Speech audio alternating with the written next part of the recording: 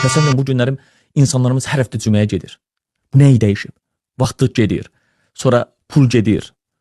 Getdiyiniz zaman çünki həqiqətən insanın bəzən elə olur ki, əsəbləri korlanır. Nəyi dəyişir? 52 həftə var ildə. Bu günlərim Azərbaycan özündə 2000-dən çox məscidimiz var.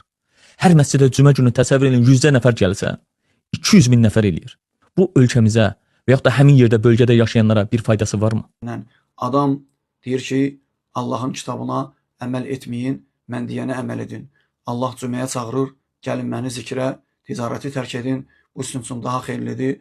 Adam deyir ki, yox, gedməyin, vaxtınız gedir, pulunuz gedir, özünüz də əsəbləşirsiniz.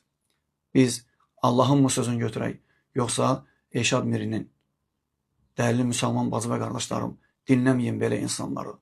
Adam dünya istəyir. Həcdən danışanda deyir ki, çoxlu pullar qazanılır orada. Ümrədən danışanda çoxlu pullar qazanılır orada. Cümədən danışanda deyir, cümə vaxtınızı aparır. Pulunuz gedir, əsəbləşirsiniz.